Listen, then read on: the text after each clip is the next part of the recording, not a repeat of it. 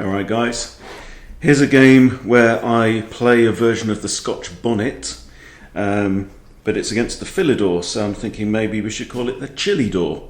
So let me just take you through the game quickly. So it's e4, e5, knight f3, and now d6. So this is the Philidor defense, and we carry on as though we're playing a Göring gambit. So d4, probably book move, they take, we offer a second pawn, they take again, and then queen to b3, just like in the Scotch bonnet. Here my opponent took, probably not the best move, because I now activate my bishop on the long diagonal, ties this bishop down to here.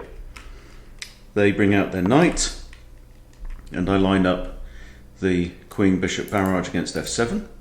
So the queen comes out, and here I decide to castle rather than try and deploy my knight immediately. I see it's quite often the best move. Out comes the knight, so knight c3.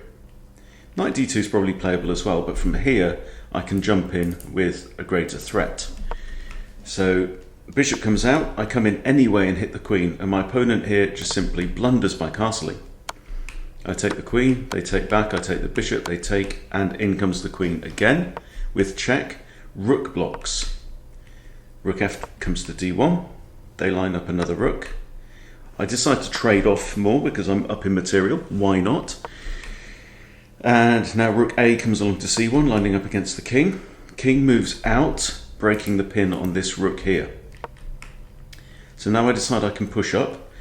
If the pawn takes, then I can just trade down rooks. They move across with their rook, and I slide the queen back to b3, again lining up. So the immediate threat here is for the knight to fall to rook takes c6. The pawn's pinned now, so can't defend, can't recapture. They capture here, and I decide to trade off some more. And now this does a couple of things. It prevents the bishop from coming in, also prevents the bishop from capturing here, and gives the king some luft. So a little multi-purpose move. Line up a brutal checkmate threat. Slide up across again. And now it's time for Andy the A pawn, again because this B pawn is still pinned. So bishop comes in, slightly threatening f2. Andy proceeds, rook comes across to block, and Andy slides in to this square here.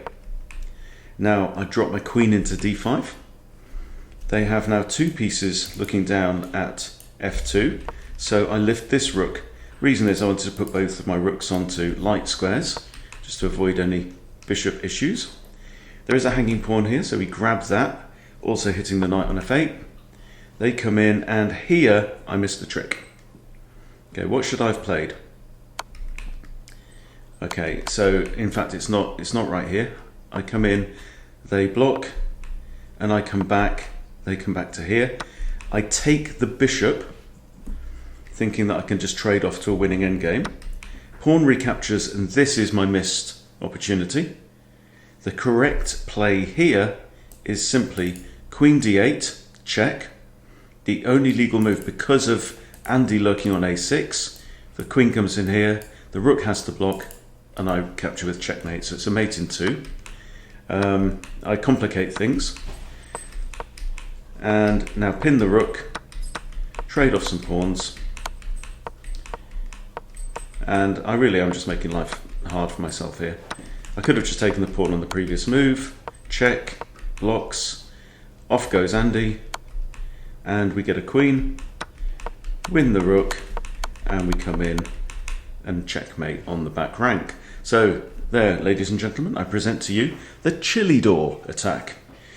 So we're building up a little bit of a repertoire with the white pieces against e4, e5. So yeah, give it a spin, tell me what you think. Thank you for watching, see you soon.